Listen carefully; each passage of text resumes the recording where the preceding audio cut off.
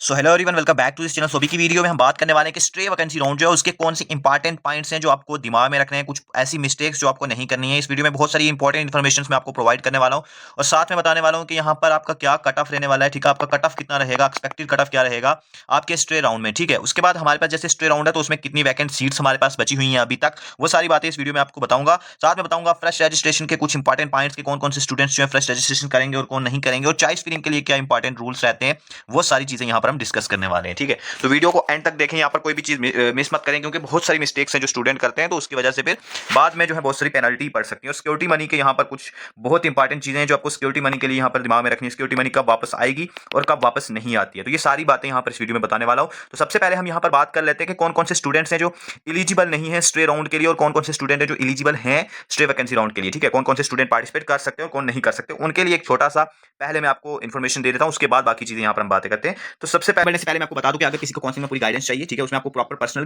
Guidance चाहिए, आपको phone call पे पूरा गाइडेंस चाहिए, अगर आपको मतलब जिसमें आपको पूरी हेल्प की जाए रजिस्ट्रेशन प्रोसेस में, या आपकी ऑल इंडिया कोटा 15% या स्टेट कोटा दोनों में हेल्प चाहिए काउंसलिंग में, या आपको प्रीफरेंस लिस्ट बनवानी हो, पूरी प्रीफरेंस लिस्ट आपको बना के दी जाएगी आपके रैंक के अकॉर्डिंग, आपकी कैटेगरी के अकॉर्डिंग, आपके मार्क्स के अकॉर्डिंग। ठीक है, अगर पूरी ये चीजें आपको चाहिए, आपको एडमिशन के टाइम पर पूरी हेल्प चाहिए, ठीक है, आपको फोन कॉल पूरा मतलब मिल जाएगा, कॉन्टैक्ट पर्सन कॉन्टैक्ट दिया जाएगा जिससे आप बात कर सकते हो हमारे साथ और पूरी चीजें डिस्कस कर सकते हो। कॉलेज की फीस इन्फॉर्मेशन, उसका रैंकिंग, इंफ्रास्ट्रक्चर, हर एक चीज आपके साथ डिस्कस की जाती है। डॉक्यूमेंट इंस्ट्रक्शन हूँ, जितनी भी चीजें सारी डिस्कस कर सकते हो। सिर्फ आपको 799 पे करने हैं। हमारे व्हाट्सएप कॉन्टैक्ट आपको मैसेज करना है, इस व्हाट्सएप पे मैसेज करना है, आपको यहाँ पर क्यूआर कोड भेज दिया जाएगा और उसके बाद आप 799 पे करके आपको हमारा पर्सनल कॉन्टैक्ट दिया जाएगा, जहाँ पर आप पूरी फोन कॉल पर बात करके सारी चीजें डिस्कस कर सकते हो। ठीक है, तो ये हमारा पर्सनल काउंसलिंग प्लान है, आप यहाँ पर इसको ले सकते हो। चलते हैं हम आगे बढ़ते हैं।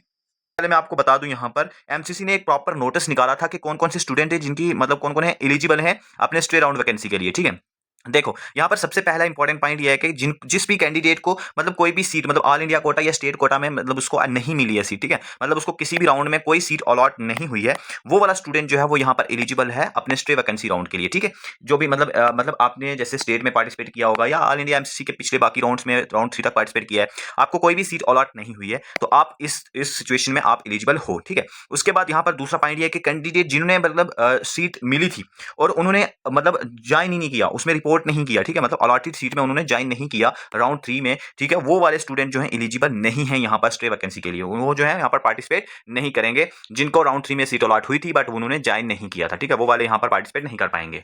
ठीक है, एक तो ये हो गया। दूसरा, candidates who have joined state quota seat through the earlier rounds are not eligible to participate in round 3 state vacancy round। जिन भी स्टूडेंट्स ने मतलब कोई भी स्टेट कोटा के में कोई सीट उसको मिली है और उसने चाहे ज्वाइन किया हो या ना किया हो, मतलब अगर सीट भी अलॉट हुई है ना, तो वो स्टे वैकेंसी में नहीं पार्टिसिपेट कर सकता है। ठीक है, स्टे वैकेंसी में वही पार्टिसिपेट करेंगे जिनको बिल्कुल कहीं भी सीट अलॉट नहीं हुई है। ठीक है, उसके बाद security deposit of candidate who do not join their allotted seat in stay vacancy round will be fortified and such candidate will be debate from taking NEET exam for next year. Very important point, सबसे important point ये है कि security money जो है उस student की जो है वो नहीं वापस की जाएगी जिस भी स्टूडेंट को सीट अलॉट होगी स्टे वैकेंसी राउंड में, और दूसरा उसको नेक्स्ट ईयर नीट के एग्जाम में भी बैठने नहीं दिया जाएगा। ये एक इंपॉर्टेंट इंफॉर्मेशन है, सबसे इंपॉर्टेंट इंफॉर्मेशन है, ये चीज बहुत इंपॉर्टेंट है क्योंकि ये अगर आप गड़बड़ यहाँ करके आपको स्टे वैकेंसी राउंड में कॉलेज अलॉट होता है और आप नहीं जाते हो तो आपको नेक्स्ट ईयर एग्जाम में बैठने नहीं दी जाएगा और जो सिक्योरिटी मनी होगी वो भी वापस नहीं दी जाएगी। ठीक है, तो ये एक इंपॉर्टेंट पॉइंट है। उसके बाद यह है कि data of joint candidate of stay vacancy round candidate conducted by MCC will be shared with state and candidate who are allotted seat by MCC and have joint allotted seat will be debate from taking admission in state counselling.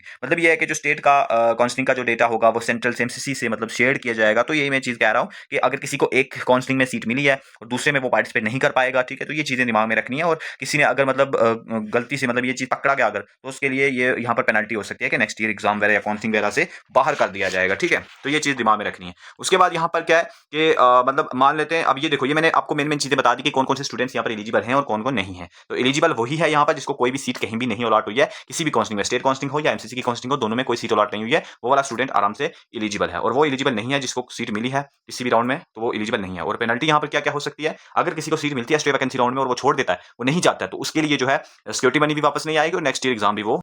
ये एक important information जो आपको दिमाग में रखनी है। ठीक है, अब हम नेक्स्ट चलते हैं और क्या क्या इंपॉर्टेंट। इससे पहले मैं आपको एक चीज बता दूं कि जिसको भी एक हमारा एमबीबीएस का चैनल है उसकी लिंक डिस्क्रिप्शन में मिल जाएगी, उसको ज्वाइन कर लीजिए, वहां पर सब्सक्राइब करो उसको, क्योंकि उसमें आपको एमबीबीएस की जर्नी में जितनी भी इंपॉर्टेंट इन्फॉर्मेशन होती है वो सारी बताई जाती हैं। चाहे वो एमबीबीएस की जर्नी में आपको नोट्स चाहिए हूँ, कौन कौन से टीचर्स हैं जो आपको फॉलो करने हैं एमबीबीएस की लेक्चर्स के लिए, कौन कौन सी सब्सक्रिप्शन ले सकते हो, कौन सी इंपॉर्टेंट चीजें हैं, वो सारी आपको एमबीबीएस जर्नी में या आपके बीडीएस जर्नी में पूरी हेल्प की जाती है उस चैनल पर। ठीक है, तो उसकी लिंक डिस्क्रिप्शन मिल जाएगी, उसको जरूर चेकआउट करें। ठीक है, पॉइंट से जो आपको दिमाग में रखने हैं, देखो एलिजिबल तो मैंने बता दी कौन कौन से स्टूडेंट जो एलिजिबल हैं और नहीं है, ये हमने सारी चीज़ें यहाँ पर आपको बता दी हैं, ठीक है। उसके बाद नेक्स्ट चीज़ आ जाती है कि यहाँ पर फ्रेश रजिस्ट्रेशन कौन-कौन से स्टूडेंट कर सकते हैं और कौन-कौन नहीं करते। देखो फ्रेश रजिस्ट्रेशन की जहाँ तक बात है, फ्रेश रजिस्ट्रेशन सिर्फ वही करेंगे जिन्होंने बिल्कुल भी काउंसलिंग में पार्टिसिपेट नहीं किया था, ठीक है। मतलब पहले किसी भी राउंड में पार्टिसिपेट नहीं किया, नए-नए पार्टिसिपेट कर रहे हैं, तो उन स्टूडेंट्स के लिए है कि वो फ्रेश रजिस्ट्रेशन करेंगे। क्लियर हो गया? और वो उनको करने की जरूरत नहीं है जो पिछले राउंड में पार्टिसिपेट किया और उनको सीट नहीं मिली, राउंड 1 2 3 मतलब 3 राउंड तक मतलब पार्टिसिपेट करते रहे, उन्होंने रजिस्ट्रेशन पहले की हुई है, तो उनको करने की जरूरत नहीं है, सीधा चॉइस फिलिंग करेंगे वो। क्लियर हो गया इतनी चीजें।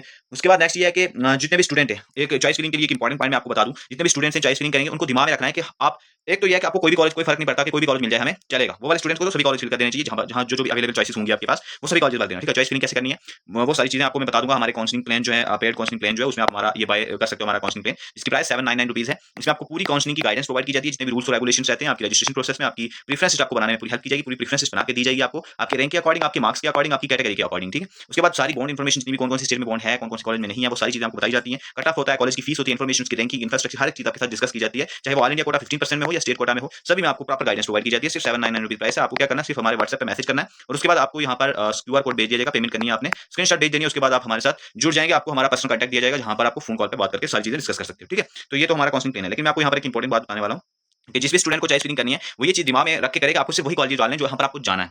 ये ना हो कि कल आपको वो कॉलेज मिल जाए और आप वहां पर ना जाओ, तो आपको पेनल्टी क्या पड़ सकती है, नेक्स्ट ईयर एग्जाम नहीं दोगे, ठीक है, एग्जाम से बाहर कर दिया जाएगा। तो इसलिए इंपॉर्टेंट यही है कि जब भी चॉइस फिलिंग करो तो दिमाग में ये रखना कि आप वही कॉलेज भर रहे हो जहां पर आपको जाना है, ठीक है, 100% जाना है, वो वाला कॉलेज भरो। एक तो ये है, और एक किसी को अगर फर्क नहीं पड़ता कि नहीं यार मुझे कोई भी कॉलेज मिल जाए मैं चला जाऊंगा, चाहे वो एमबीबीएस का हो, बीडीएस का हो, नर्सिंग का हो, कोई भी कॉलेज हो मैं जाऊंगा, तो वो तो फिर सारे भर दो। आप प्रेफरेंस क्या रहेगी, उसके लिए ऑर्डर क्या रहेगा, आप हमारे काउंसलिंग प्लान ले सकते हो, वहां पर आपको पूरा बताया जाता है कि किस तरह से काउंसलिंग करनी है, पूरी चॉइस फिलिंग कैसे करनी है, कौन-कौन से कॉलेज भरने, कौन-कौन से नहीं भरने, कौन-कौन से आपके रैंक के अकॉर्डिंग आपको मिल सकते हैं, ठीक है। तो ये सारी चीज। उसके बाद सिक्योरिटी मनी की जहां तक बात है, सिक्योरिटी मनी की मैंने आपको बता दिया, जो भी स्टूडेंट पार्टिसिपेट किए और जो यहाँ पर फ्री एग्जिट कर रहे हैं या जो भी कर रहे हैं, उनकी सिक्योरिटी मनी वापस आ जाएगी। कब आएगी वो, मतलब ये जैसे ही काउंसलिंग के सारे राउंड्स कंप्लीट होते हैं तो वो वापस आ जाएगी। अब किस स्टूडेंट की सिक्योरिटी मनी वापस नहीं आती, वो एक इंपॉर्टेंट चीज है। स्टे वैकेंसी राउंड में जिसको सीट मिलती है और नहीं ज्वाइन करता उसको नहीं मिलती।